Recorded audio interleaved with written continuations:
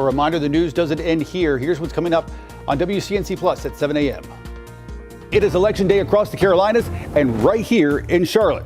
2 key city council seats could shift the balance in Charlotte politics. I'll break down the key races everyone's watching this election day. As the NPD's new police chief prepares to take the reins, many in West Charlotte are grieving the loss of a young mother and teenager shot and killed over the weekend. Yet another example of gun violence in our community.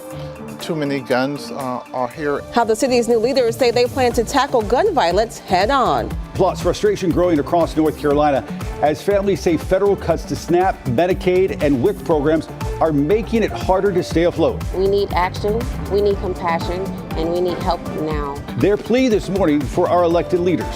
And election day can get a little hectic. We're verifying some do's and don'ts so you are prepared for it all.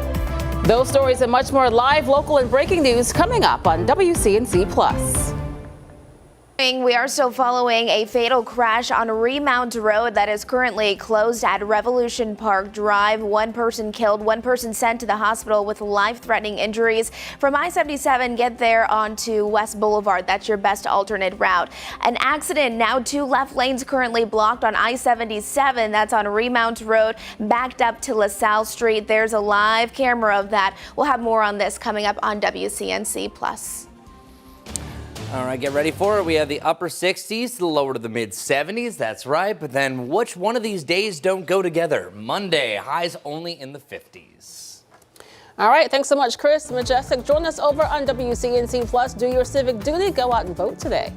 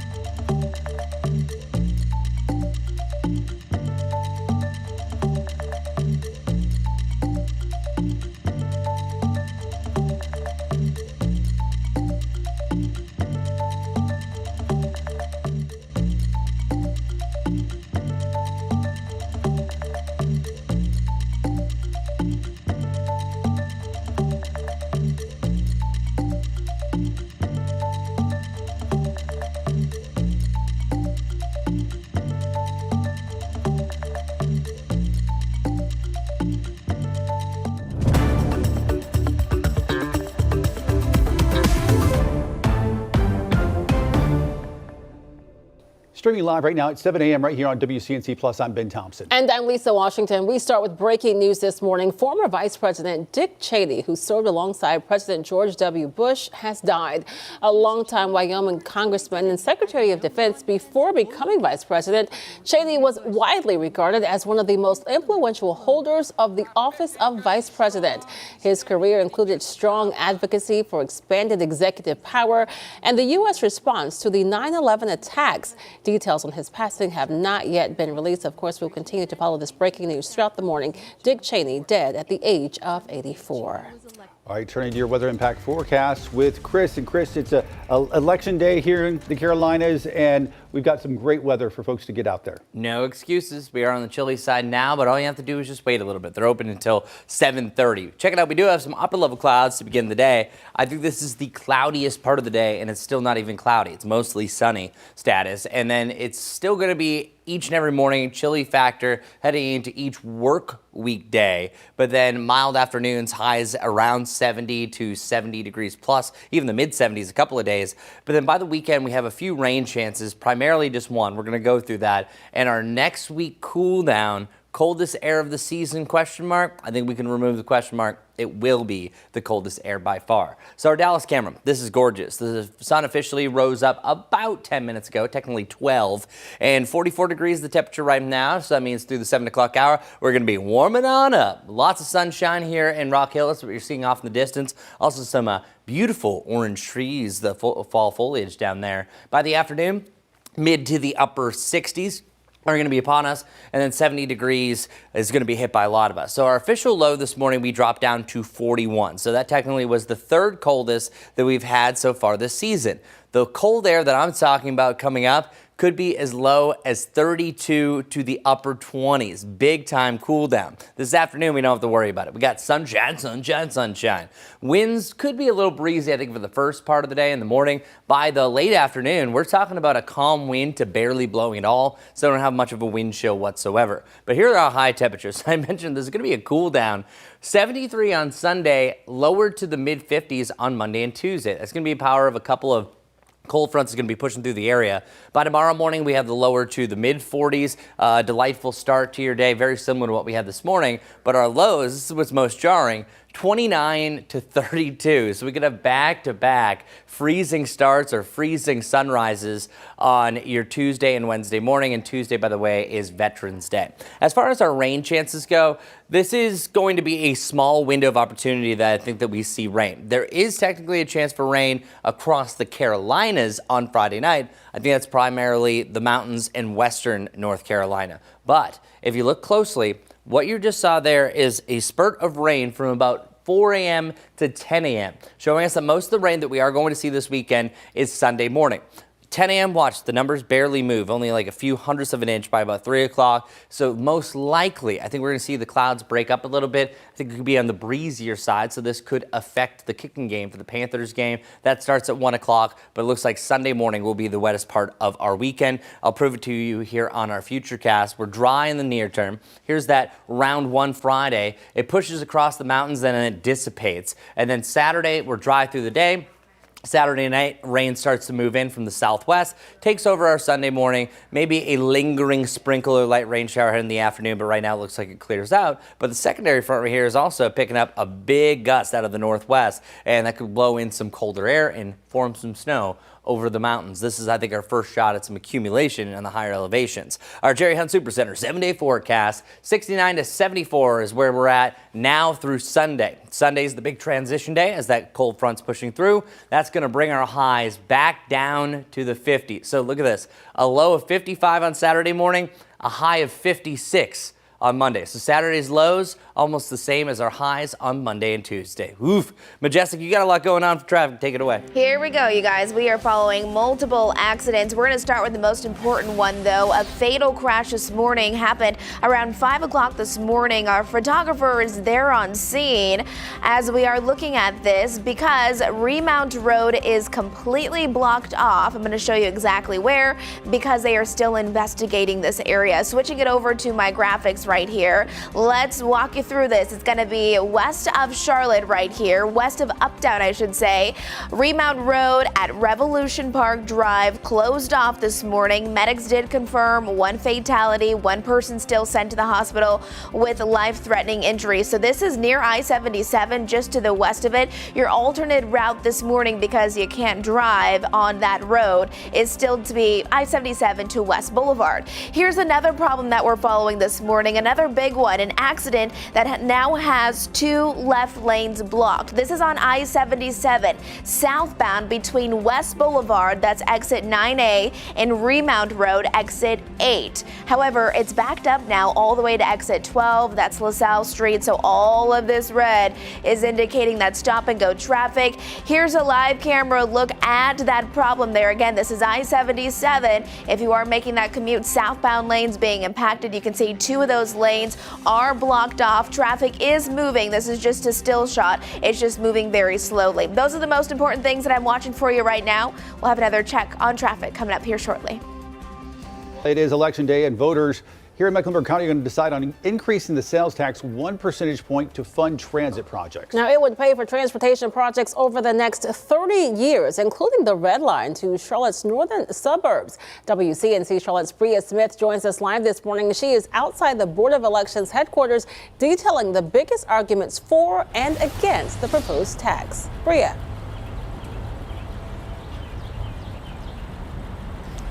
Yes, Lisa. Well, today, residents in Mecklenburg County will make a decision that can make impacts spanning over the next 30 years. Now, if this is approved, the county's current sales tax would increase from 7.25 to 8.25, generating $19.4 billion over the next 3 decades. Now, this money would go towards funding things like transit expansion and road improvements. While some who live here say the tax increase is small and could help with improvement and safety of city transit, others feel the new transit authority, a majority of who won't be chosen until after Election Day, will not represent those who actually rely on public transportation. The campaign Yes for Mech is aimed to highlight why the increased sales tax would be good for the area, leaving some with split points of view. It's absolutely critical for our area. 117 people a day move to the Charlotte region. We expect our population to grow by 50% by 2050. The city paints you the best picture that they can. For low-income communities, it's asking us to pay for a train coming to bring in folks for the suburbs, for the corporate community, in exchange for bus shelters.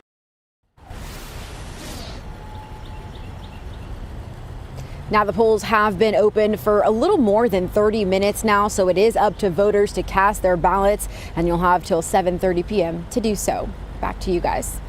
All right, Bria Smith, thanks so much for that live report this morning. Again, polls open all day today. Plenty of time to go vote. Now, here in Charlotte, the sales tax referendum is not the only decision facing voters. Other items on the ballot include the mayor's race, CMS board positions, along with several city council seats. And we're going to have a closer look at those council races a little later this morning here on WCNC Plus.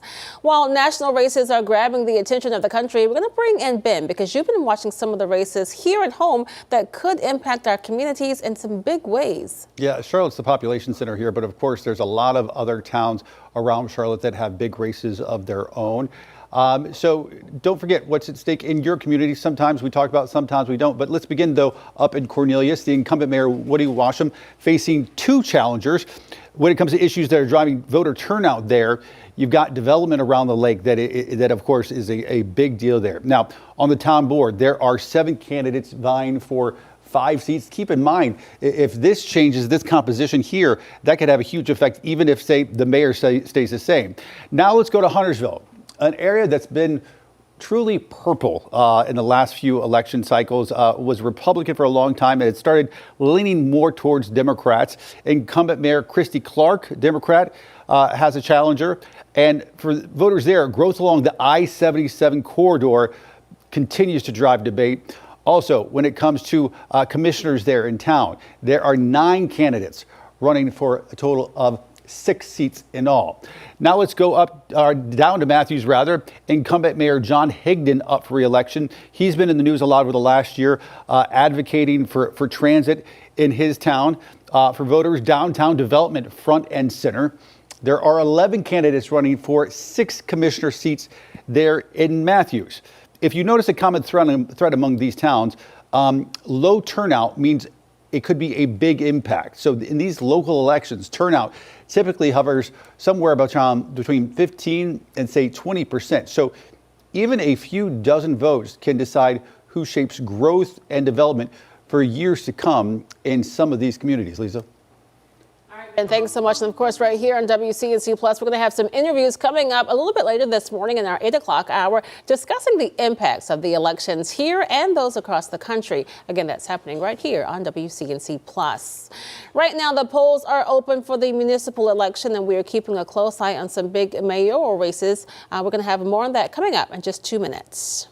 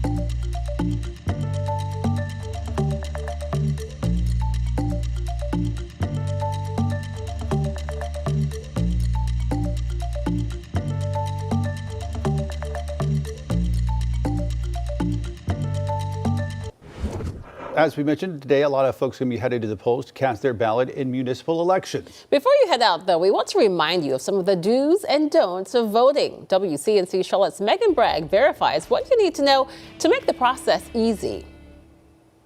Before you head to the polls, let's take a look at some common questions viewers have asked us, so you're prepared when you cast your vote. Our sources to answer these questions: Michael Dickerson, Director of Elections in Mecklenburg County, the North Carolina State Board of Elections, and the South Carolina Election Commission. The first question: do you need an ID to vote? According to the NC Board of Elections, you do need your ID to vote in North Carolina, but there may be some exceptions if you can't show one. In South Carolina, you also need an ID in order to vote. That includes a standard driver's license, a voter registration card with a photo, a passport, or a federal military ID. The next question: can you vote anywhere in North and South Carolina? On Election Day, you have to vote in your precinct. And finally, can you wear political attire when you enter the voting booth? Dickerson says voters in North Carolina are allowed to wear whatever they want, including T-shirts, buttons, and stickers to endorse their candidates. But they cannot disrupt voting with things like yelling a political slogan. In South Carolina, no political apparel is allowed in the polling place, and there will be poll watchers monitoring. Remember, you are also not allowed to take pictures in the voting area. That's against the law in North and South Carolina. So be sure to save your voting selfie for outside. With your Verify, I'm Megan Wood. If you want to verify something, just email us at verify@wcnc.com. Let's get an update on the weather and traffic now on this election day. We're going to start things off with Chris Mulcahy and an update on our forecast. You say no excuse to blame the weather on that. We're going to have that coming up in just 2 minutes.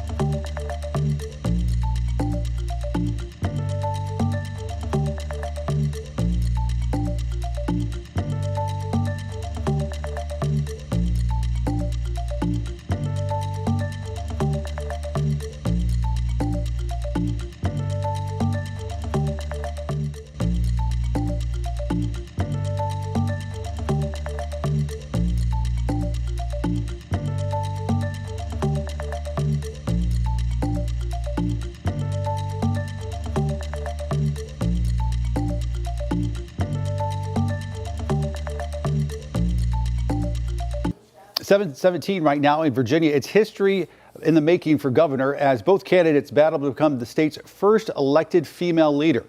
Lieutenant Governor Winsome Earl-Sears faces off against U.S. Congresswoman Abigail Spanberger. Alex Littlehells has more on the heated race and the key issues driving both campaigns.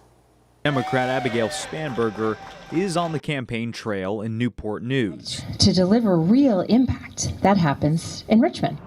While Winsome Earl-Sears resumes the daily duties of Virginia's lieutenant governor. The Senate will come to order. With lawmakers back in a sudden special session debating congressional redistricting. I've been doing the work. I've been helping to build Virginia back from when Ralph Northam shut down our schools. It's the home stretch before voters pick Virginia's first female governor, no matter who comes out ahead. At least one recent poll shows the race tightening slightly in the weeks after the only gubernatorial debate in Norfolk. It took you providing the comments that are advocating. Still, the former Democratic Congresswoman has never lost a significant polling lead over the Republican lieutenant governor. Some political forecasters believe a double-digit percentage win is still on the table. Spanberger has made the cost of living the focus of her campaign, whereas Sears, I believe, has made the focus of her campaign on transgender issues. Chaz Nuttycombe is an independent forecaster who created the State Navigate modeling organization. The Virginia Tech grad and his team recently polled roughly 700 likely Virginia voters. In their poll, Spanberger led by 13 points, one of several political analysts that has noted Spanberger's ability to resonate with voters across the aisle. Spanberger is doing a much better job on persuasion of winning over independents, even Trump voters. And one of the things that was really interesting in the poll is that Spanberger has large gains with Trump voters who are of low income. But there is still time for voters to decide which campaign message resonates best with Virginia's future. For Spanberger, a campaign that argued for stability under the Trump administration. To focus on issues of affordability, lowering costs in housing, healthcare, and energy, when we have leadership in Washington passing bills that will raise prices in housing, energy, and healthcare, it makes the stakes of this race that much bigger. And for Earl Sears, a campaign focused on issues that have appealed to the Republican base, like transgender rights and immigration reform. She will refuse to protect our girls in Title IX, which is simply, an opportunity for girls to have their safe space. 7:20 right now. Back to the breaking news we've been following over the course of the last hour. Former Vice President of the United States Dick Cheney has died. Here's a look back at his life as vice president and his political career. Richard Bruce Cheney forged an identity as a no-nonsense, loyal gatekeeper for George W. Bush, through whom access and influence flowed. I picked him because he's strong, he's steady, and he gets the job done. Cheney was a seasoned Washington insider long before becoming vice president. He began his public service career in the Nixon administration and then became chief of staff for President Gerald Ford. In 1978, Cheney was elected to Congress from his home state of Wyoming. He spent a decade there until the first President Bush asked him to serve as Secretary of Defense. After President Bush lost re-election, Cheney became head of the oil services giant Halliburton. It was a job that kept him steeped in foreign policy, and later the job became a lightning rod for his critics. When George W. Bush secured the Republican nomination in 2000, he tasked Cheney with vetting candidates for vice president, but ultimately offered him the job. Cheney's health was a major concern. He'd had 3 mild heart attacks and a quadruple bypass before he was 50, and suffered another heart attack shortly after the 2000 election.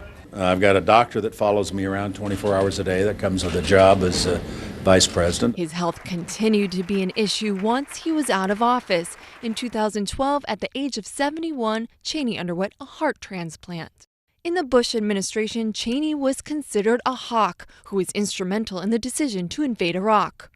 Cheney believed history would prove they made the right move. What we did in Iraq and taking down Saddam Hussein was exactly the right thing to do. During the second term of the Bush administration, Cheney would find himself at the center of controversy when his chief of staff, I. Scooter Libby, was sentenced to prison in connection with the leak of a CIA agent's name. The president commuted Libby's sentence but did not pardon him, a move sought by some conservatives. Late in his career, Cheney admitted he differed from many in his party on the issue of gay marriage. As many of you know, one of my daughters is gay. I think people ought to be free to enter into any kind of union they wish. In his 2011 memoir, Cheney accused Secretary of State Colin Powell of seeking to undermine President Bush by expressing doubts about the Iraq War. He also said Powell's successor, Condoleezza Rice, misled the president about negotiations with North Korea. Both have disputed the claims. Cheney had no interest in running for president after leaving office, but he continued to be an outspoken voice for the Republican Party. In Washington, I'm Sunlin Sarfati.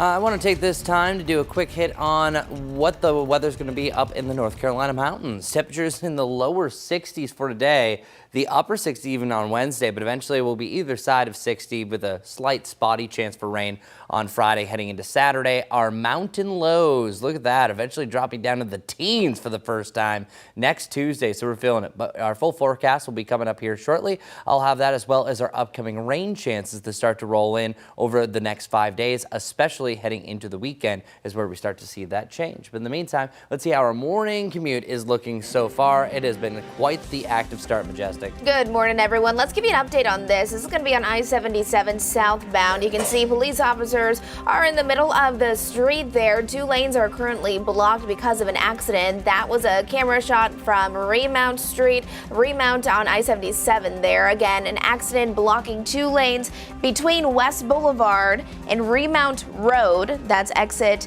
8, but it's all the way backed up to LaSalle Street. So that's really going to slow you down on I-77, those southbound lanes. Out towards Mountain Island Lake, also following a bigger wreck this morning. This is now all red, meaning stop and go traffic. Once we zoom it in, you can see it's going to be on Highway 16 southbound out towards Horseshoe Bend Beach Road. Right there, Lucia Riverbend Highway, where they intersect right there. Still learning more exactly as to what's going on there, but we'll have another check on those area roadways coming up here in a little bit. Majestic, thanks so much. 7:24 now, a live look over uptown. You can see chilly but very sunny. A beautiful day today. We're back with another update on weather and traffic in just 2 minutes here on WCNC Plus.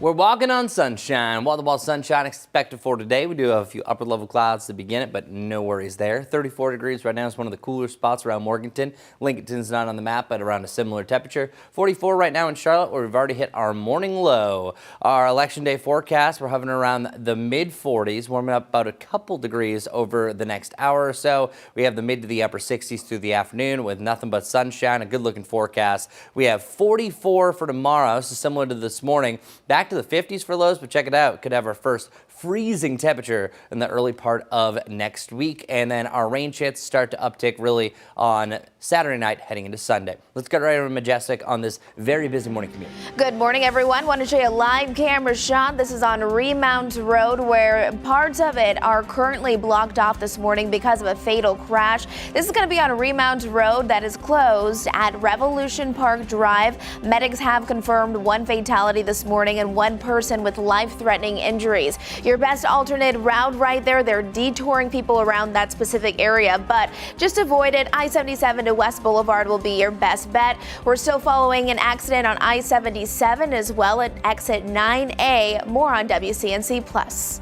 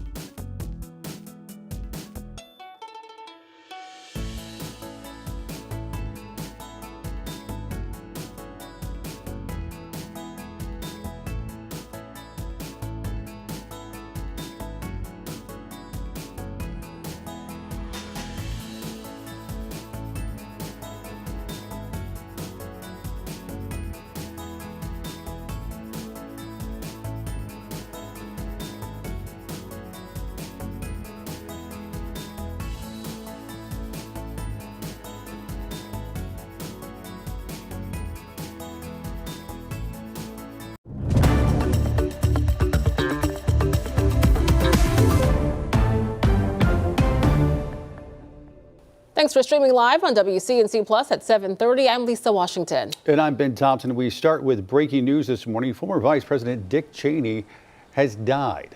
A longtime Wyoming congressman and Secretary of Defense before becoming vice president.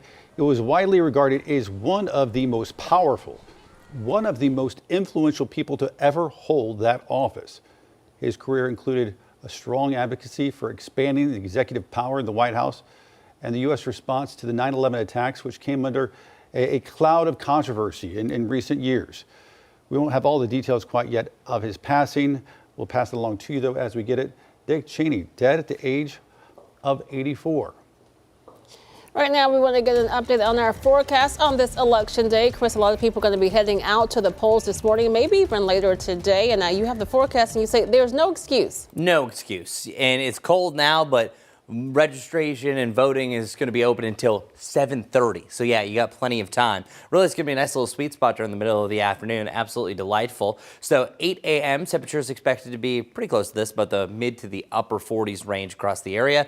We're back into the 50s by 9 a.m. and then the 60s by 11. And then we hold true to the mid to the upper 60s most of the afternoon. Some of us even tapping that 70-degree point just as we did yesterday. Winds a lot lighter as well, so you don't really have as much of a chilly breeze. So good news there. Over the last 3 days, we were 66, 63, and yesterday exceeded expectations up to 70 degrees. 69 is the high I have for today, only because we started off a little bit on the chillier side, so we have a longer ways to go to warm up. And then by tomorrow, we are back to 44 degrees, but listen, 74. That's going to be one of the warmer temperatures that we have, and having the mid-70s to start off November is absolutely sensational. And then the lower 70s for your Thursday and your Friday. And then we'll hold on to the 70s for the weekend as well. Tonight, 44 degrees, so that's right when the sun is rising up tomorrow before 7 o'clock. 48 on Thursday, and then check it out. We're back to the 50s for a kickoff on Saturday. And that's because I think each of them are going to start off with a cloudier sky overall. And then it's the back half of the weekend that's going to be our next best chance for rain that's going to be sliding in. So for today, as a recap, lots of sunshine going forward and nothing else really to mention about today. But our rainfall chances is the bigger part of the forecast, and it's not really even going to be a big deal as far as what's going to happen with this. I think it's mainly going to be 2 chances for rain in the Carolinas, but really only 1 chance for rain around the Charlotte area, and that's Saturday night heading into Sunday. That's the only one over the next 10 days that I'm seeing. What you're looking at right here is pretty much the rain totals we could see up until about 10 a.m. on Sunday morning. So I think it's primarily from about midnight, let's call it till noon, that's a wider window than I think was actually going to happen, that we have our chance for rain across the area. Because watch, as I roll this a little bit forward, you barely see these numbers really adjusting, and then by the afternoon, once we get to the Panthers game around 1 o'clock, I think things are starting to simmer down. I think it still could be on the gustier side of things as we have a cold front that's moving in that eventually is going to shift our winds. So there's going to be some big changes behind this, but the rain is mainly before the Panthers game, before any Sunday afternoon plans. For right now, this big circle you're seeing here is a big old dome of high pressure, and that's going to allow for us to stay nice and clear, nice and sunny. But then here comes our rainfall chance. So let me get my head out of the way so you can see the time. I made it a little bit bigger because the previous version was tougher to see. This is showing you 3 p.m. on Friday. So most of your Friday is going to be just fine. This brings us to 1 a.m. on Saturday. Listen, if you're going to, say, the Charlotte FC game or going to the Checkers game, when you leave that, you don't have to worry about anything. I think the rain is going to hold off. So heading into your Saturday morning, we could see maybe a few sprinkles, but Charlotte is all otherwise staying dry. It's only for you in the mountains that are going to see this. Now, for your Saturday, I think you're dry. It's Saturday evening that we start to see maybe an increase of the cloud cover, but it's Sunday morning that we see most of this rain. Some leftovers on Sunday, and then a pair of cold fronts will move through. The second one trying to really shift the winds, dragging in even colder air where we could have our first snow accumulations in the western side of North Carolina. Not here in Charlotte, again, the western side of North Carolina. All will be done by late on Sunday as far as that goes. Maybe some lingering flurries into Monday morning. After that, we're clearing out, drying out nicely, and back to more high pressure. So this is going to be a brief cool down, but it's still going to be a quick one. We have 69 degrees today, lower to the mid 70s after that, and then Monday, 56 degrees. And then by Tuesday morning, could be our first freezing morning of the season. Let's get right over to Majestic. What is going on right now? Still following a lot across the area. We'll start with this. It's a live camera shot. Our photographer is here on scene of a fatal crash that happened this morning around 5 o'clock this morning. You can still see several emergency responders are there on scene, and they're making people detour around this area because it's completely blocked off. Let me show you my map, what I'm talking about. This is going to be just west of I-77, where we do have this ongoing issue. Again, one person did die this morning because of a crash. Another one sent to the hospital with life-threatening injuries. It's going to be right here, but your best alternate route to get you around it will be I-77 to West Boulevard. This is another really big problem. 2 left lanes are currently blocked on I-77 southbound between West Boulevard, that's exit 9A, and exit 8. However, it's backed up all the way to exit 12. So if you're typically driving on I-77 southbound, you can see right here a couple of those lanes are completely blocked off by police officers there. But even as we switch it over to exit 12, you can see that backup really starting to build. We'll have another check on this all coming up for you in just a few minutes. Well, today is election day, and here in Charlotte, the decisions made by voters will impact the city's future for years to come. Those decisions include a number of city council seats up for grabs. WCNC Charlotte's Destiny Richards is live this morning in South Park with a look at some of the most competitive races. Destiny. Yeah, we've been here at South Park Christian Church, and polls are officially open, not only here, but across the Charlotte area. It's definitely been a busy morning of people coming in and out during this first hour. And as we know, people won't just be choosing their new Charlotte mayor, but also who's going to serve on city council. And the races we're especially watching are District 3 and District 6. Now, starting with District 3, it's a seat currently held by Tijuana Brown, and she lost her primary bid to Democrat Joy Mayo. Mayo is a former teacher and community advocate, and she won the nomination on a platform focused on safe neighborhoods, affordable housing, and workforce development. She'll face Republican James Bowers, who's calling for greater government transparency, stronger crime enforcement, and a 5-year no new taxes plan. Meanwhile, in District 6, which covers areas of South Charlotte like South Park and Myers Park, you have Republican Krista McCary facing off against Democrat Kimberly Owens. McCary is the wife of former councilmember Tark McCary and won her primary by a landslide. She's campaigning on fiscal responsibility and public safety, while Owens is focusing on smart housing, transportation, and sustainability. Now, speaking of Kimberly Owens, she has been out here this morning campaigning at South Park Christian Church, and candidates can campaign as long as they stay a certain distance away from the voting site. So Krista McCary will be out, as well as the District 3 candidates. And this morning we know that these are particularly competitive races because they're the only ones that have Republican challengers, at least for the city council seats. So there'll definitely be ones that we're watching today. And for folks who still need to vote, you have plenty of time to do so. Polls open at 6:30. They close at 7:30 tonight. And if you're in line at 7:30, stay in line. You'll still be able to vote. We have all the information for everything you need to know before you go to the polls in this story on the WCNC Charlotte mobile app. I'll send it back to you guys. Destiny, as you said, the polls have been open for about an hour now. We see some of the voters walking out of the polling precinct. Have you spoken to voters? What are they saying about why they were at the polls this morning? Yeah, I chased down a couple of people as they were heading back to their cars after voting. And it's definitely a mix of people who have been living in Charlotte for a long time, and surprisingly, a couple of transplants that we talked to as well. People who have only been in Charlotte from a few weeks to a few years. And there are people that just basically told me that they want new leadership on city council. They know how important it is for people who are sitting on city council to shape local issues. And then one particular voter who is passionate about that transit tax. So there are people who are committed to that specific issue, and then there's others who just want some change in Charlotte and they want things to be better. So we'll continue to talk to voters this morning. Plenty of time again to come out and vote until 7:30 p.m. All right, some big decisions being made today. All right, Destiny, thanks so much for that live shot, that live report. And here in Charlotte, the sales tax referendum is not the only decision that is facing voters. Other items include the mayor's race, the CMS board positions, along with several city council seats. We're going to have a closer look at those council races. Destiny mentioned some of them coming up a bit later. And of course, the polls are open right now. We're keeping a close eye on the big mayoral races, not only here in Charlotte, but in the greater part of North Carolina. That's right. Giselle Thomas live at a polling location up in Greensboro. That town picking a mayor as well. And Giselle, I know Greensboro faces some of the same issues Charlotte does, finding good, affordable housing. Yes, that is true. I'm actually here at Genesis Baptist Church, and we've seen a pretty steady line of people, whether they're walking here or driving up. We know we have that accessible voting that's here for curbside. Now, speaking of affordable housing, that's definitely been something of importance here. Right now, the city of Greensboro is actually working to build 10,000 homes in the next 5 years. We were able to speak to both of the candidates. That's Mary Kay Abuzawader and also Robbie Perkins.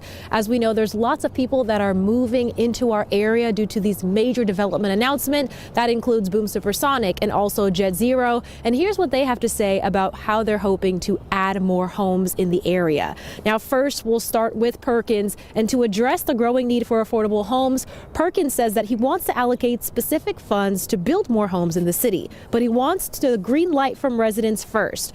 So at the first, make sure you keep in mind that at the time of this recording, Perkins did have laryngitis, so he sounds a little bit different than he normally would at this time. What I propose, and this is a solution as opposed to we're going to work on it, is a housing bond. And I don't know the number, but I would suggest somewhere in the $40 million range to be placed on the ballot next November. If we do that, we can use those funds to supplement the construction of housing and make those units affordable. Now, Abuzawader shares how the city is utilizing the tax credit program in building different types of housing. Now, this includes apartments and duplexes for residents. I'm telling you what, it is amazing what people can do when there are collaborations, because the rents for these apartments are going to start at $435. And the highest amount for the apartments, a 3-bedroom, is going to be $835. So this is how I want to carry us into the future. With the road to 10,000, we are going to get there. We are going to get there with more units, more affordable housing, more attainable housing. And again, polls are open. We're just hitting that hour mark where we've seen some people come in and out. Now, keep in mind, on general election day, your polling location can be different than where it might have been for early voting. So to do a quick check of that, you can go on the State Board of Elections website and click on their voter search tool, input your first and last, and it'll be able to have all that information for you. Live in Greensboro, Giselle Thomas, WFMY News 2. Giselle, we appreciate it. Hey, listen, can I say something? Yes. We've got some viewers here in Charlotte who are probably like, why in the world do I care about a Greensboro mayor?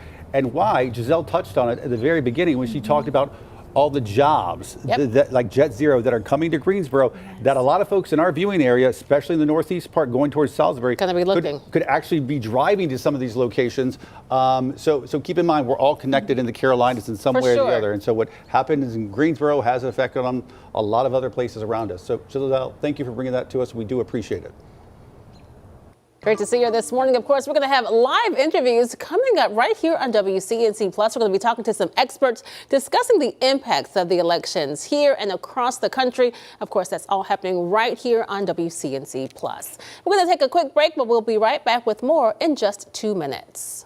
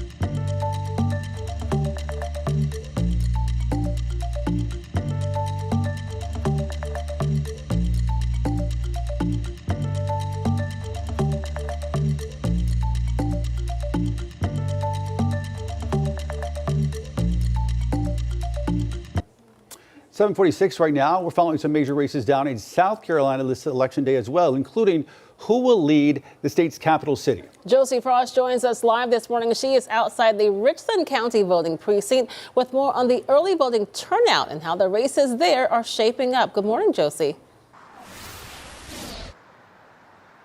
Ben, Lisa, good morning. Now, we're looking at early voting turnout across the state. We know across South Carolina, just over 39,000 people cast their ballot early in this year's election. Now, here in Richland County, just over 2,000 voters cast their ballot before the polls opened today. Now, one of the major races is here in Columbia. It's the race for the next Columbia mayor. Now, there are 3 candidates. Daniel Rickman is the incumbent candidate. He's facing off against Jessica Thomas and Wade Fulmer. Rickman says his top priorities are safety, economic development, and affordable housing. Thomas says she'd like to grow opportunities, restore trust in government, and push for income-based models for housing. And Fulmer says his priorities are safety, transparency, and bringing order to city council meetings. Now, I got a chance to speak to each of these candidates last week, and one of the topics was how they plan to improve crime and public safety here in the city.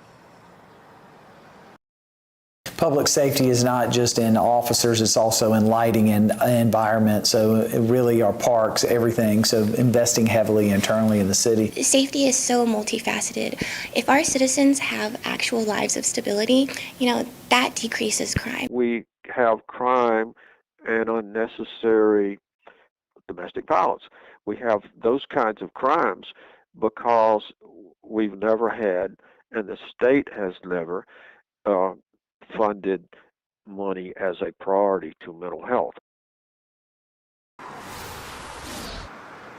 Now, here in Columbia, there are 2 other races that will be on the ballot for City Council.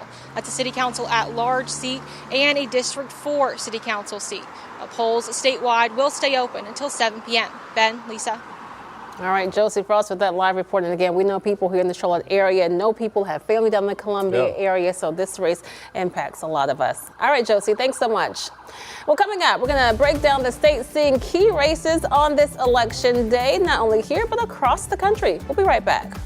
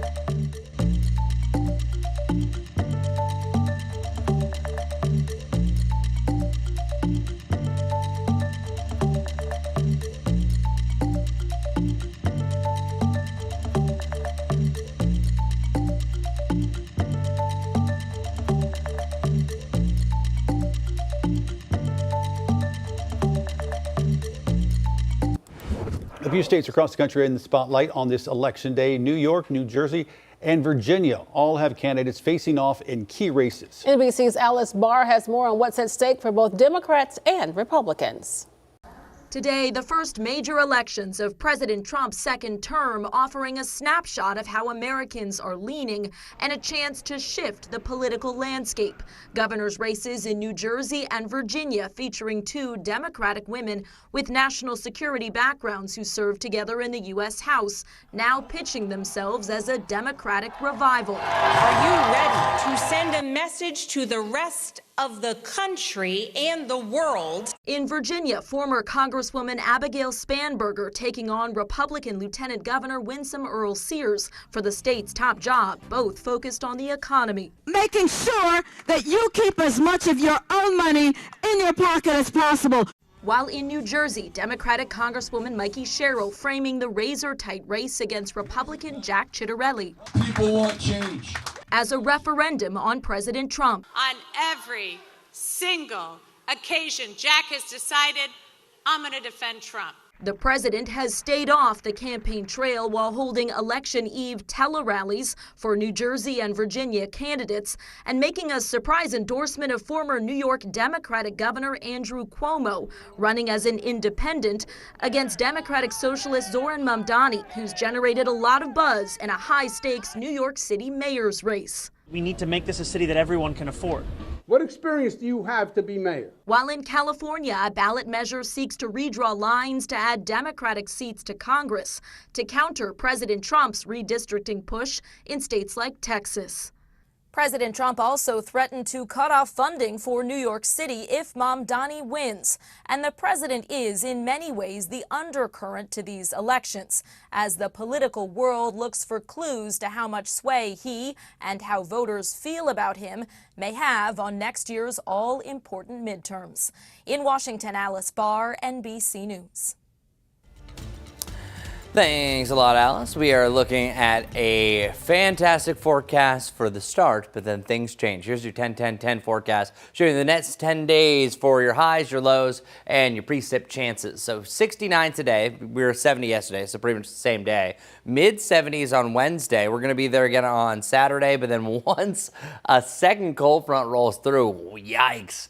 Down to the lower to the mid-50s for highs on Monday and Tuesday. That means the following night, so Tuesday morning and Wednesday morning, could be our first freezing temperatures of the season. So enjoy those milder lows while we have it. As far as our next rain chance goes, there's a slight chance on Friday night. I think you're fine. No worries there. It's really late Saturday night or through Sunday morning that's going to be our next chance for rain. Should be drying out through Sunday afternoon as the temperatures topple on down heading into next week. So enjoy the warmer and drier days while we have them. Let's get over to Majestic. It's been an up and down morning, more down. Yeah, definitely. Still following this fatal crash right here. Here's a live camera shot. You can see they are getting detoured. People who are trying to drive through this area. Fatal crash around 5 o'clock this morning. Let's switch it over to my graphics because you're not going to be able to drive through this area. Again, this is on Remount Road that is closed at Revolution Park Drive. One person did die this morning because of this crash, and one was sent to the hospital with life-threatening injuries. Your alternate route is I-77 to West Boulevard, and then Mountain Island Lake. We're still following this crash here. You can see that red. It's going to be on Highway 16 southbound from Horseshoe Bend Beach Road. Live pictures right now over uptown on this election day here in Charlotte. Keep it right here on WCNC Plus.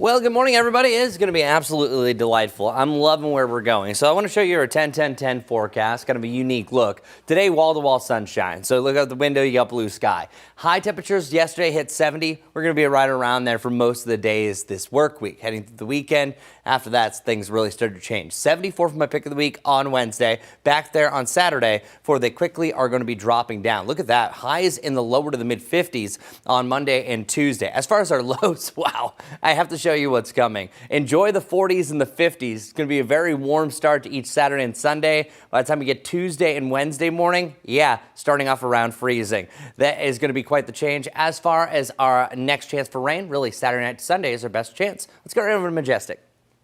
Good morning, everyone. We are still following a fatal crash that happened this morning around 5 o'clock this morning. Now, roads are blocked because of it. Want to show you where it is exactly on my map. It's going to be on Remount Road. That road is closed at Revolution Park. Medics did confirm one fatality, one person sent to the hospital with life-threatening injuries there. Your alternate route is going to be just I-77 to West Boulevard. We'll have more updates coming up on WCNC Plus.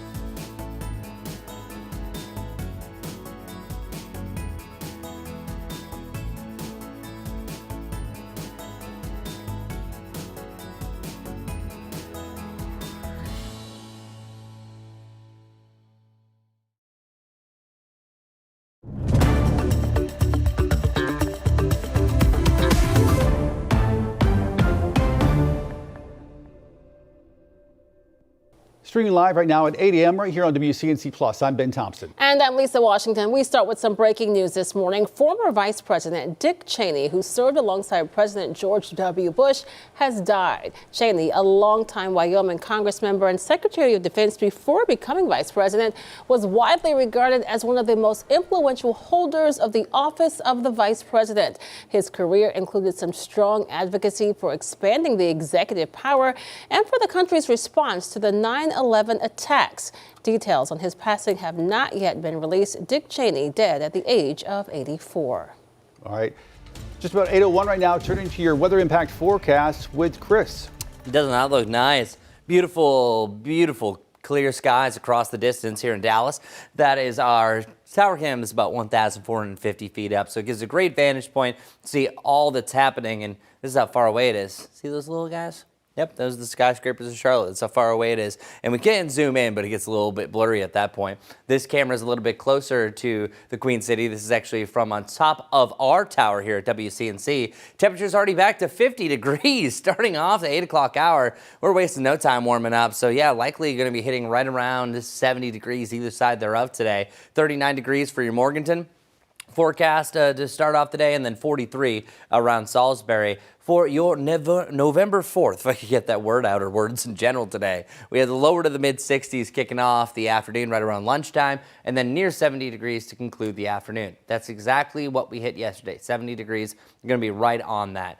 As far as our winds are concerned, we're actually starting to shift them out of the southwest, but then they calm by the end of the day. Yesterday, we had some gusts up to about 20 miles per hour. That makes you feel chillier. So the lack of winds going forth into the afternoon is going to be helpful for your election day. 44 tomorrow. We dropped down to 41 this morning, so only a slight difference. And some much warmer lows are actually on the way. 55 degrees on Saturday, but enjoy the warmer everything, because we are going to see some big, epic cool downs going forward. Our first freezing temperature is likely now for your Tuesday morning. That's Veterans Day. And for the 12th of November. So that's next Tuesday and Wednesday morning at that point. By the way, on average, it's November 8th that we have our first freezing temperature. So we're pretty much right on brand, where the 8th officially is this coming Saturday, so just a few days afterwards.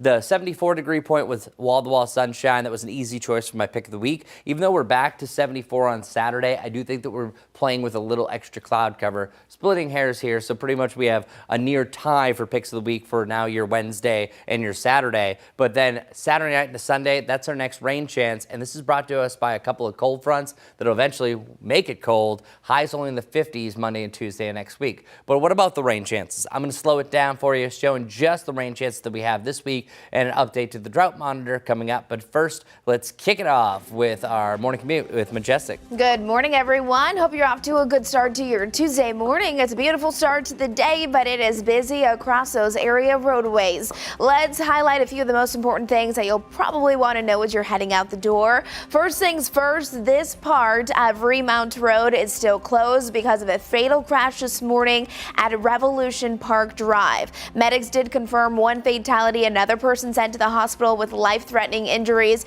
You can see the purple here. That's where it is currently blocked. Your alternate route still I-77 to West Boulevard. In addition to that, Mountain Island Lake, we're following a lot of stop-and-go traffic right here because of a crash. It's on Highway 16 southbound to Horseshoe Bend Beach Road. So right there at that intersection, those southbound lanes being highly impacted by that. We'll have more updates on traffic coming up here shortly.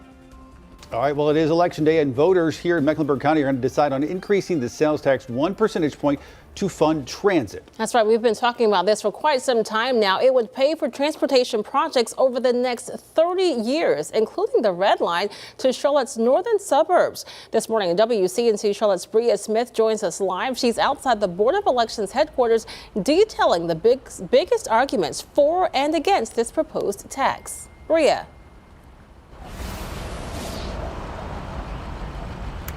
That's right, Lisa. Well, today, residents in Mecklenburg County will make a decision that can make impacts spanning over the next 30 years.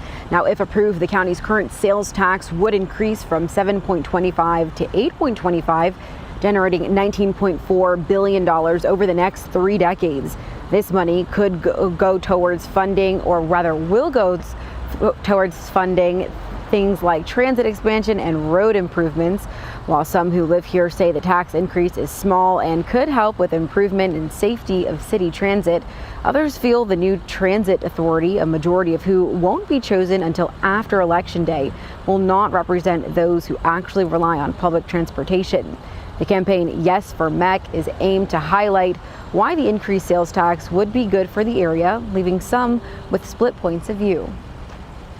It's absolutely critical for our area. 117 people a day move to the Charlotte region. We expect our population to grow by 50% by 2050. The city paints you the best picture that they can. For low-income communities, it's asking us to pay for a train coming to bring in folks for the suburbs, for the corporate community, in exchange for bus shelters.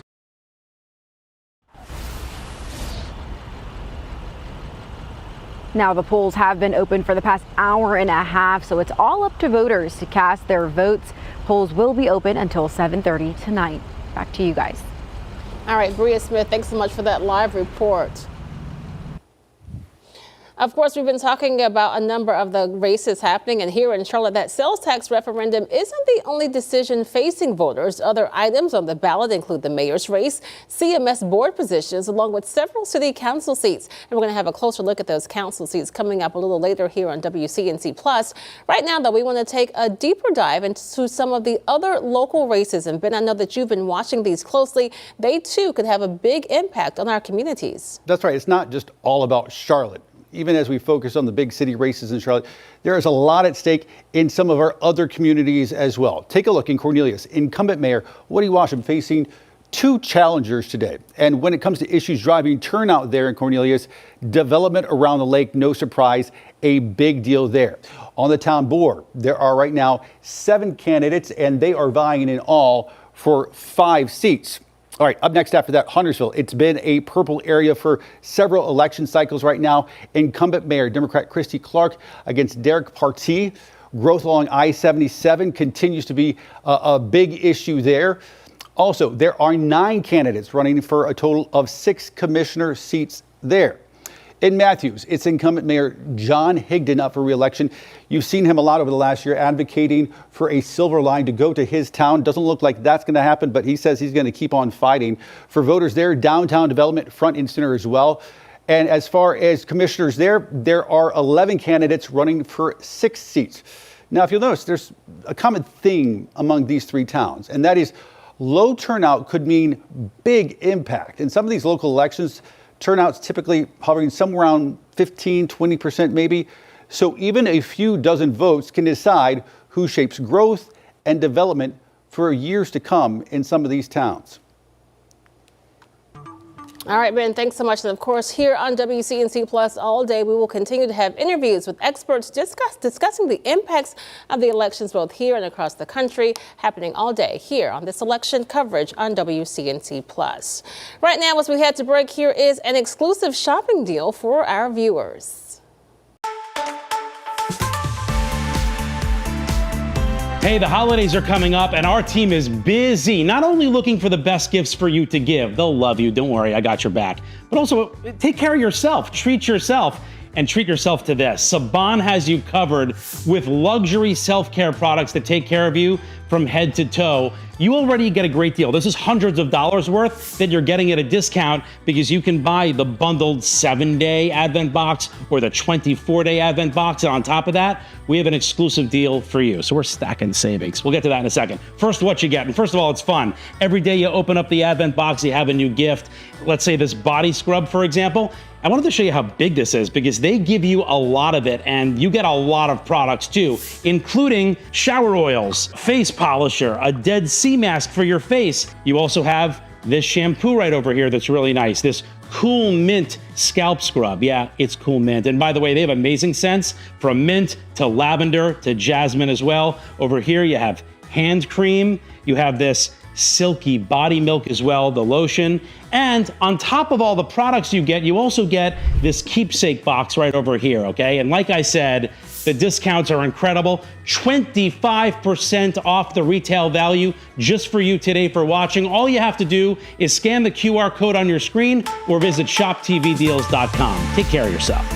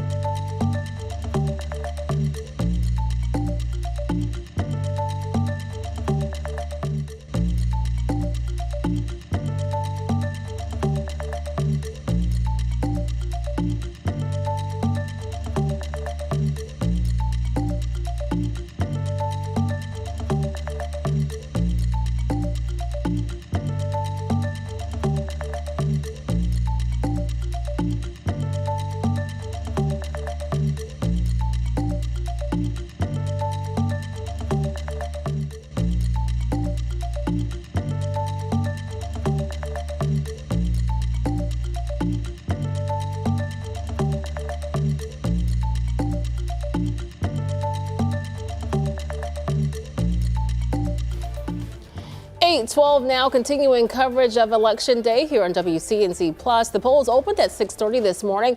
On the ballot, a 1-cent sales tax that would pay for transit projects for decades to come. Somebody who knows the issue better than most, Julie Eiselt, former Mayor Pro Tem, also the chair of the city's Transportation and Planning Commission when she was on council. She joins us live this morning. Julie, good to see you. Good to talk to you. Good morning, Ben. Thanks for having me. I don't have to tell you this. You sort of helped create what was one of the original versions of this transit plan. You were on council at the time. Now you get to see other council members hopefully take it across the finish line from your point of view. Are you optimistic this thing's going to pass? I'm hopeful it's going to pass. It's a big change in the way we think in Charlotte about transportation. It's a huge plan. It's complicated. I know there's people that I have respect for that are in opposition to it, and I've heard a lot of opposition. I've also heard a lot of support for it, because at the end of the day, nothing is not a good outcome given the traffic and the growth of our city. So you said it, huge, complicated. Let's talk more about those critics. Folks on the left say that this plan doesn't go far enough. We're talking about 30 years down the road. We know the population of the area is expected to grow tremendously. On the right, though, people are pointing to crime issues on transit. We know two things can be true. Are these people wrong? No, they're not wrong. Perception is reality. But the fact of the matter is that there's things that could be done now and need to be done. And that is separate from this transit bill. Absolutely, should the bill pass, we need to step it up even more. I do think, and I have said this for years, that we have got to have fair enforcement on our trains in particular. But some of the issues that we have on buses too. And we have them on the streets. And so those are issues that have to be addressed separately, in my opinion, than the growth of transit. So we know that if this tax passes, there's going to be a transit authority that will govern the projects going forward. What can that authority do to make sure that they are, one, building trust, okay, and to make sure that these projects are done on time and, importantly, on budget? That's always a big question when you're talking about a 30-year project. I think personally, there's two things that need to happen. They need to focus, the authority needs to focus on building trust.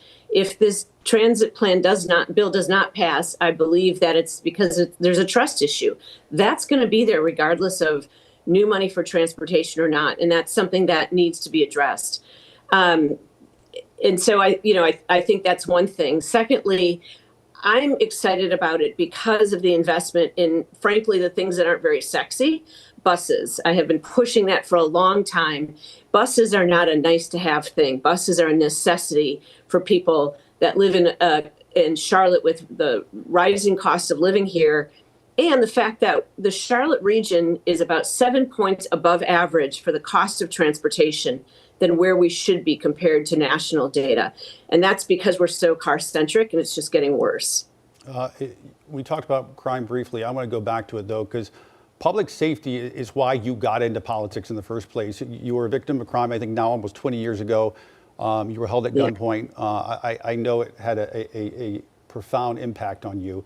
CMPD says violent crime is down. Do you think that's the case, or is this in fact just a perception problem here in the city? Well, I think, and to your point, it's a perception problem. It doesn't matter what the statistics are if you've been the victim of a crime. It feels awful. It feels like your community doesn't care. And again, I mean, what happened to me was a random act of violence. A guy tried to abduct me at gunpoint in a very public parking lot. There was security in the parking lot. They waited for the opportunity, and that can happen. That's got to be addressed as a community safety issue.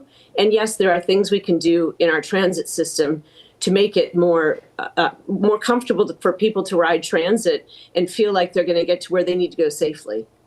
Finally, this year, City Council saw its fair share of controversies. I don't have to tell you this. You know, one council member accusing others of corruption. That investigation found no unethical behavior. Another council member facing federal charges. What is your message to voters heading to the polls this morning, feeling a little discouraged about their city leadership? Well, Ben, honestly, that's, in part on voters too. We have a great turnout this year. Turnout is up overall by 73% in early voting, which is great. But generally, we're talking single digits when it comes to voting in the primary. And the primary is where the decisions are made. So people need to look into who they're voting for, who shows up to meetings, how do they vote, what are their values, and we need to hold our elected officials accountable. This is something that is still a part of our American system. We have the right and the privilege to vote, and we need to know who we're voting for and then hold them accountable to represent us. I remember interviewing you many times, probably back to 2019, 2021, asking when this transit thing is finally going to happen. Well, here we are on this day, November 4th. It's actually on the ballot. Still don't know what's going to happen, but the city is at least making progress in the right direction. Julie Eisel, always nice to talk to you. Thanks, Ben. Thanks for having me. All right, take care. We're back after this right here on WCNC Plus.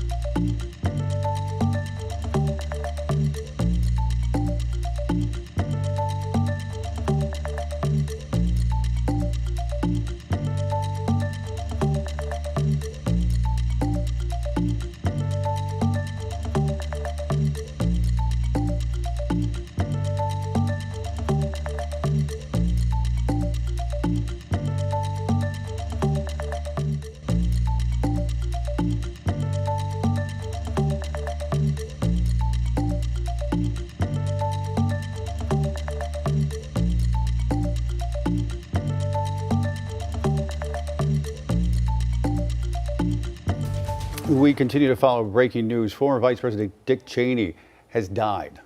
Here's a look back at his life. Richard Bruce Cheney forged an identity as a no-nonsense, loyal gatekeeper for George W. Bush, through whom access and influence flowed. I picked him because he's strong, he's steady, and he gets the job done. Cheney was a seasoned Washington insider long before becoming vice president. He began his public service career in the Nixon administration and then became chief of staff for President Gerald Ford. In 1978, Cheney was elected to Congress from his home state of Wyoming. He spent a decade there until the first President Bush asked him to serve as Secretary of Defense. After President Bush lost re-election, Cheney became head of the oil services giant Halliburton. It was a job that kept him steeped in foreign policy, and later the job became a lightning rod for his critics. When George W. Bush secured the Republican nomination in 2000, he tasked Cheney with vetting candidates for vice president, but ultimately offered him the job. Cheney's health was a major concern. He'd had 3 mild heart attacks and a quadruple bypass before he was 50, and suffered another heart attack shortly after the 2000 election.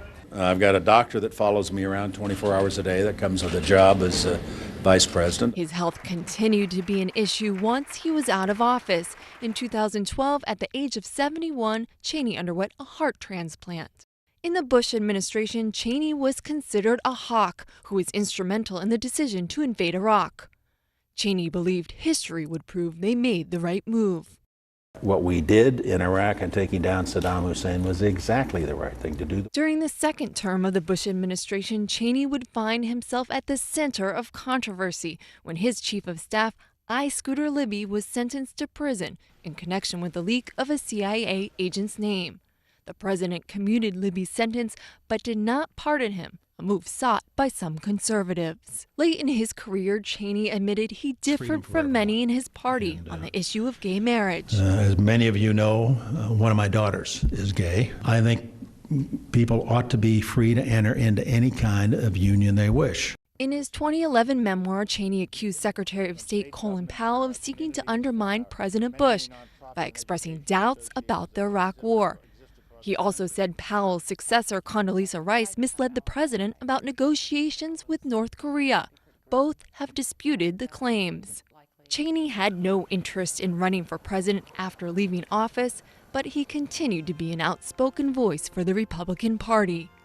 In Washington, I'm Salman Sarfati. All right, let's get right to it. So today, beautiful, lots of sunshine. Really let the good times roll over the next few days because we're right around 70 to the mid 70s for each and every afternoon. Yeah, we'll have some cooler mornings, but our rain chances are taking a break until about Friday night heading into Saturday. But the big one, I think, is Saturday heading into Sunday. So here's a look at our surface map. We're going to have this one front that approaches. Mainly, it's the mountains that are going to see that first round of rain, but the front kind of hovers and it's going to get some extra moisture support. That's going to bring some more widespread rain for your Sunday morning. And then eventually it's going to give way further off towards the east. But I think the bigger story about this is how strong the winds are going to be. So check it out. Here's our wind forecast. By Saturday morning, we could have wind gusts up to 35 miles per hour. And by your Sunday morning, wind gusts, same thing, up to 35. And that could create some wind chills in the teens in the mountains come Monday morning. Majestic, what's going on for our morning commute? Good morning, everyone. Still following the big crash here. This still is going to be your biggest problem heading out the door. We have our typical delays, but this is the one thing that you really need to be mindful of. I-77, notice up and down we have lots of color stop and go traffic even in those southbound lanes. But right here still Remount Road, yes, it's still clear, still closed right now at Revolution Park Drive because of a fatal crash this morning. Still your best alternate route, even though you will still have some congestion on I-77, will be I-77 to West Boulevard. More on our drive times coming up in just a few minutes.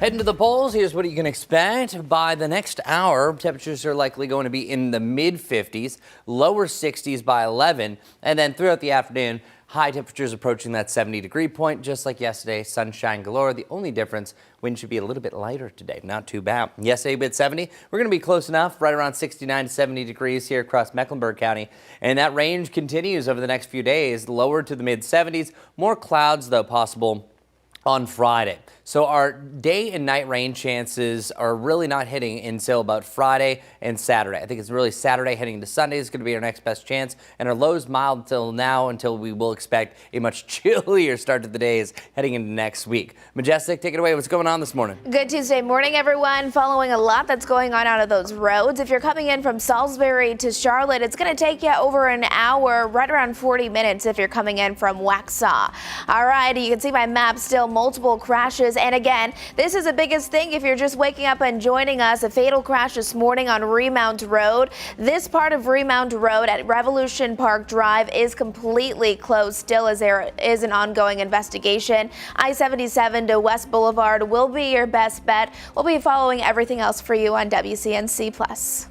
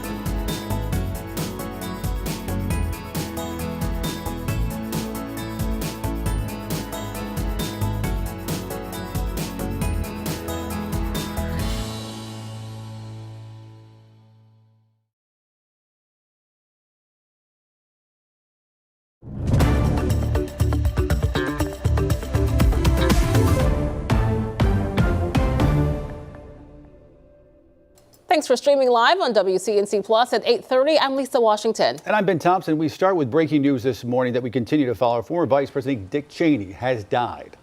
A longtime Wyoming congressman and Secretary of Defense before becoming vice president. He was widely regarded as one of the most influential people to ever hold that office as vice president. His career included strong advocacy for expanded powers of the executive branch and the U.S. response to the 9/11 attacks, both the good and the bad.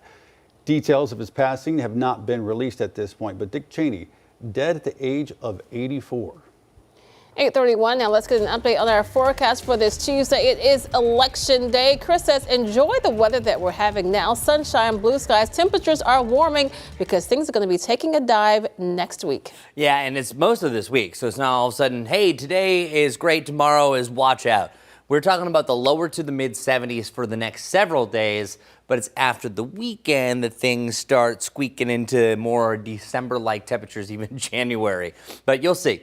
Lots of sunshine today. Same thing goes for tomorrow. We're already back up to 50 degrees this morning. 47 right now around Hickory. Current temperature 45 for you in Morganton. And today's highs, we're reaching the mid to the upper 60s to around 70 degrees. So I have 69. We started off a little bit cooler, and yesterday we hit 70, so I think it's going to be a very similar range. As you can see for our hour-by-hour forecast bringing us through the evening, 65 degrees right around 1 p.m., and then we'll hit our peak around 4 o'clock. That's kind of the new high temperature zone. And then by around midnight, we're back down into the 40s. So likely starting off tomorrow morning in the lower to the mid 40s. This morning, we dropped down to 41 degrees, which officially is the third coldest low of the season. But no, contraire, mon frere. We have a much bigger cool down than that. For November 11th and the 12th, that's next Tuesday and Wednesday morning, we're calling for lows around freezing, if not the upper 20s. That is significant. So here's what that looks like. We're still going to see an up and up before we get there. 44, lower to the mid 40s, and then we're right around 55 degrees. But then once we get a secondary cold front to move through where the real true Arctic air is, boom, that's where we're going to hit that bottom on Tuesday heading into Wednesday, affecting our highs as well. As far as when we should have our first freezing temperature, it's actually right on brand. November 8th is the climatological typical first freeze, and that's over 146 years of data. And our next freeze chance, as I mentioned, is November 10th. So we're only 2 days off of the average. Last year was iffy. We were very close to freezing on and off throughout November, but it wasn't until November 29th, which is actually the 9th latest on record.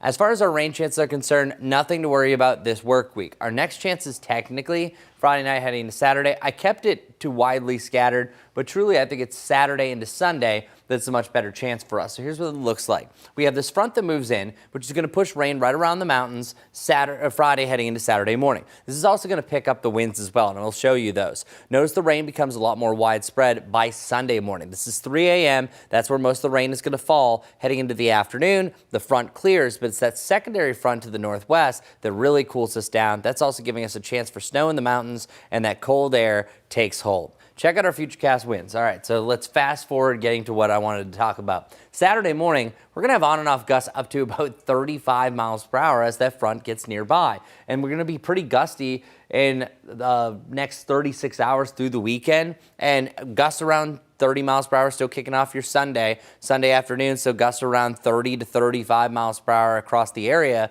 And then once that front passes, things will simmer down a little bit. But still, wind gusts up to 20 miles per hour plus with that cold air, you're going to start to have a little bit of a wind chill. So I'm showing our wind chill graphic for the first time this year by noon on Monday, because Monday only has highs in the 50s. We have a wind chill of 15 degrees for you at Boone.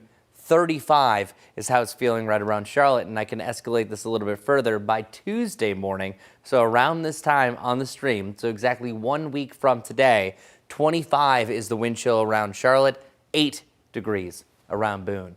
Winter is coming, right? Jerry Hunt Supercenter 7-day forecast. Not yet, we say, because we're still dealing with the lower to the mid 70s, lots of sunshine. More clouds on Friday. I have claimed Wednesday to be my pick of the week, but honestly, Saturday is going to be just as good, and it starts off warm. I just think that we're dealing with more clouds. That's why Wednesday is the winner, but you know what? It's a close second for your Saturday, plus the weekend. That definitely helps it out. But for your Sunday, the Panthers game could have a wet seat, but the rain should be done by that point, and certainly breezy, so maybe Rico Dowdle's going to have to run the ball a bunch. By next week, the 50s. I want you to do this comparison. 55 degrees is the low on Saturday. 56 degrees is the high on Monday. So we're flipping that script. Much colder air next week, so we're going to take advantage in the near term. Let's get over to the now with Majestic to see what's going on this morning. Good morning, everyone. Well, a few things to let you know about. I want to show you one of our live cameras. This is on I-77 and Remount. Now, this is just a still shot, but still this is live. It is going to be slow moving on I-77 southbound because of an accident. We'll get to that, but also those drive times are really piling up. Over 1 hour if you're driving in from Salisbury, about 25 minutes if you're driving in from Belmont. As we switch it over to my traffic map, we have our typical delays, I-85, I-77, all of that. However, we do still have multiple ongoing problems. Still, if you're just turning on the stream this morning, I want to let you know that we've been following a fatal crash. Remount Road is still blocked at Revolution Park Drive. You can see the purple there, asking to avoid that area. Your alternate route there, I-77 to West Boulevard. They're doing an ongoing investigation. A new crash right here, though. A lane is blocked because of a crash. I-77 at southbound lanes at exits 9B, really, as we're heading towards those southbound directions, all the way up towards exit 8. So it's about a mile to 2 miles backed up right now. Mountain Island Lake, if you live over by that area, good morning to you. We are following another crash here. That red is at stop and go traffic. It's going to be southbound as well at Horseshoe Bend Beach Road once you're getting close to that bridge that goes over the lake right there. We'll have another update coming up here in a little while. 8:37 right now. Today's election day here in Charlotte. Decisions made today will impact folks for the city's future years to come. Those decisions include a number of city council seats up for grabs. WCNC Charlotte's Destiny Richards is live in South Park this morning with a look at some of the most competitive races. Destiny. Good morning. We've been here at South Park Christian Church, and it really has not slowed down since the polls opened at 6:30 this morning. Lots of people coming in and out, making their voices heard. We're obviously following a lot of races, the race for Charlotte mayor, as well as district representatives on city council, but we're especially following District 3 and District 6 this election day. Now, starting with District 3, it covers West Charlotte, and it's currently held by Tijuana Brown. She lost her primary bid to Democrat Joy Mayo. Mayo is a former teacher and community advocate and won the nomination on a platform focused on safe neighborhoods, affordable housing, and workforce development. She'll face Republican James Bowers on the ballot, who's calling for greater government transparency, stronger crime enforcement, and a 5-year no new taxes plan. Meanwhile, here in District 6, which covers areas of South Charlotte like South Park and Myers Park, you have Republican Krista Bakari facing off against Democrat Kimberly Owens. Bakari is the wife of former councilmember Tark Bakari and won her primary by a landslide. She's campaigning on fiscal responsibility and public safety, while Owens is focusing on smart housing, transportation, and sustainability. And a big reason why we're following District 6 and District 3 closely is because these are the district city council seats that are having Republican challengers. And no matter who wins, it's going to be new faces on Charlotte City Council. So definitely ones to watch. If you still need to vote this morning or this afternoon or evening, you have plenty of time. Polls close at 7:30. You have to go to your assigned polling location. And we have more information about how you can find that polling location, as well as a sample ballot if you don't know what you'll be voting for. It's in this story on the WCNC Charlotte News app. I'll send it back to you guys live here from South Park. For some perspective, District 3 has been a Democratic stronghold for years. District 6 has been a toss-up and was decided by just a few hundred votes the last go around. So yes. District 6 is really the one to watch. And we're going to be talking more about that in just a few minutes. But Destiny, I know that you've spoken to some voters already, those early birds out voting this morning. What are they saying?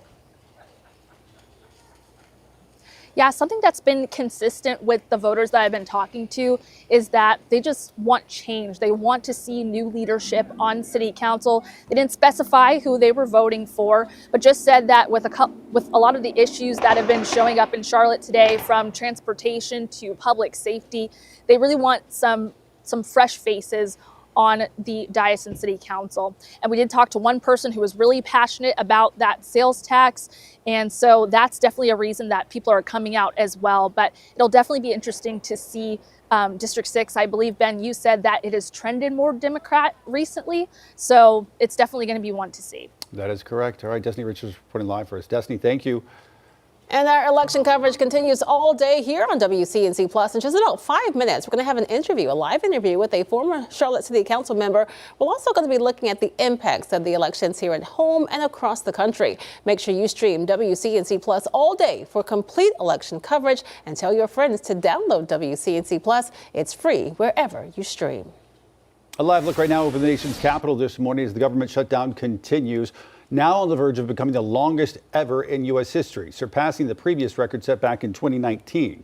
Here in North Carolina, frustrations continue to grow as families say federal cut to programs like SNAP, Medicaid, and WIC are making it harder than ever to make ends meet.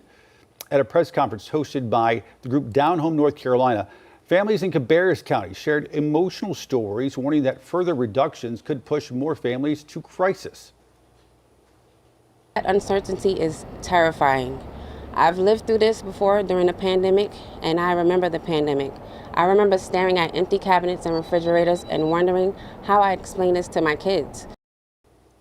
Organizers say they hope an upcoming roundtable will push elected officials to listen and take action for those families. Meanwhile, in Mecklenburg County, tens of thousands of families being impacted as well. County leaders say they're stepping in with $740,000 in emergency funds, but that might not be enough. They're now calling on the community to help keep their neighbors fed. They say they're acting fast to help, from mobile markets to food box distribution sites, but they also admit this money can only go so far. The need for food and nutrition assistance in Mecklenburg County is still immense. We remain in dire need. County manager says the money will be used to establish a temporary emergency food assistance initiative that will go towards several programs. And a reminder that today is a work day for CMS, Union County and Cabarrus County. That means the students will not be in class, just teachers. The districts return to normal schedules tomorrow. Up next, after the break, we talk to a former Charlotte City Councilman about what's at stake in today's ballot.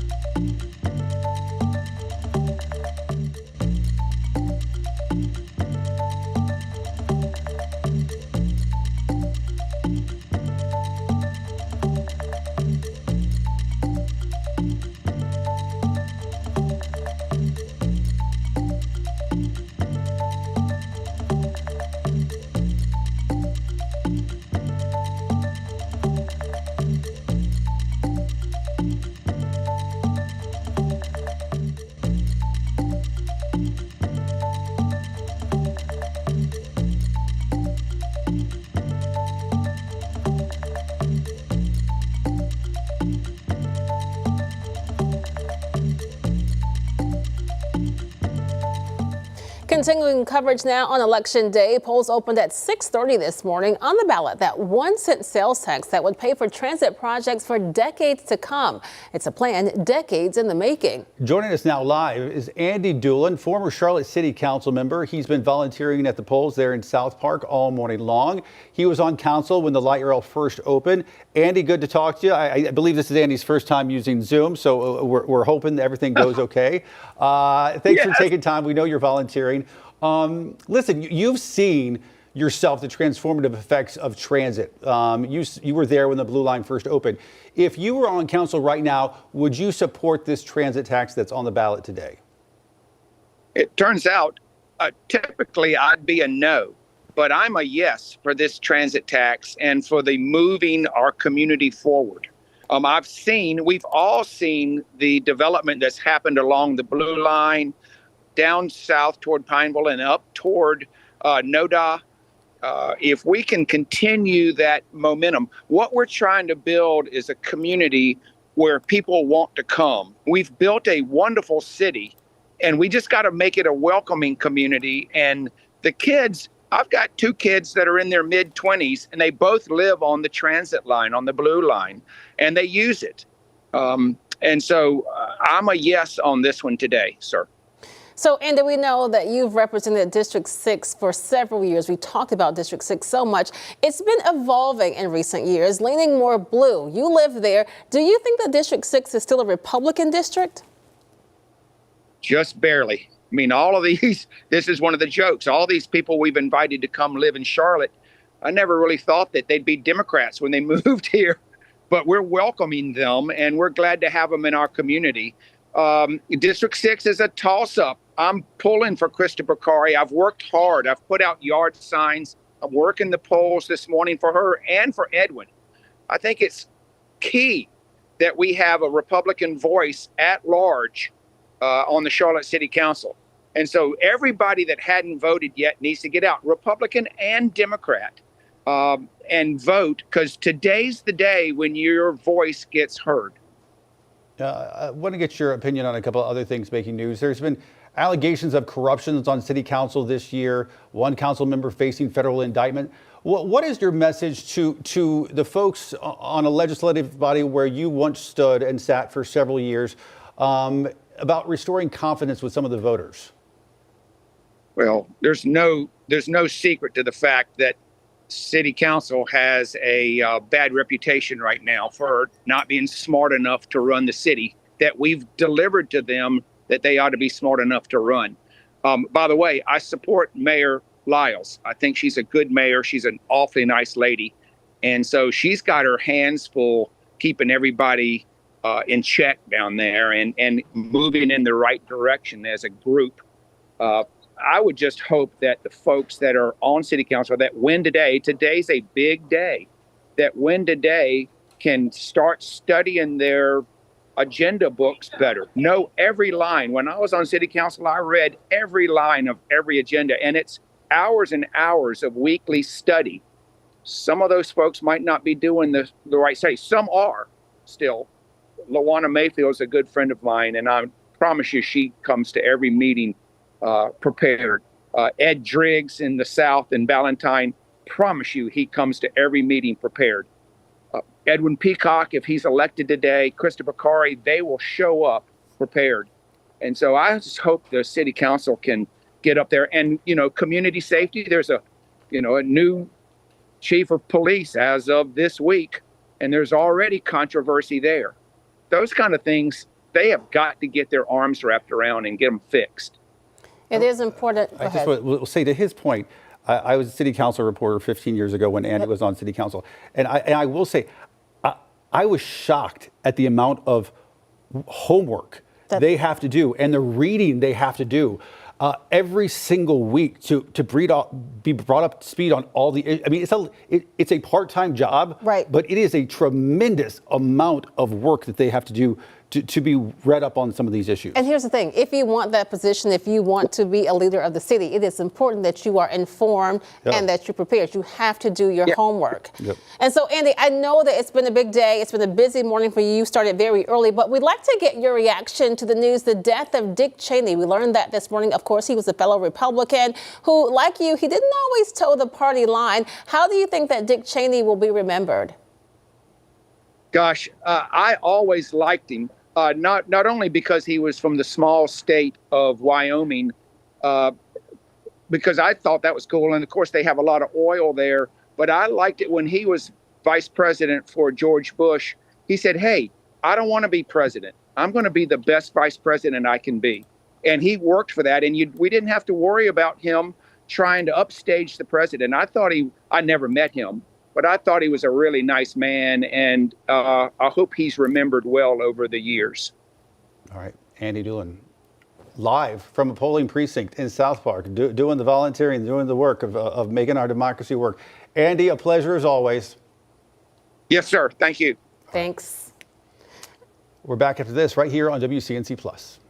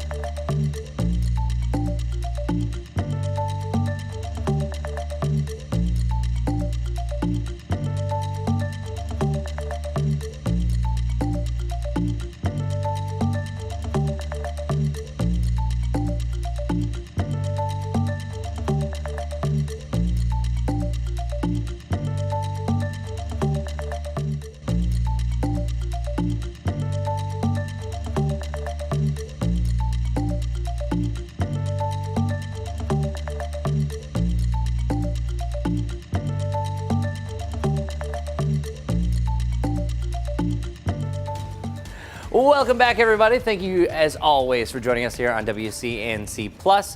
Here's your weather report. It's beautiful. All right, over to Majestic. Just joking. We have 50 degrees right now, and then we're going to quickly warm up throughout the course of the morning. Before you know it, we'll be back to around 70 degrees. So we still have about 20 degrees to warm up from where we're at right now across the board. It's going to be a delightful day. No excuses. Head out to the polls. That's what we've been talking about for the main subject over the last couple of hours here on the Plus.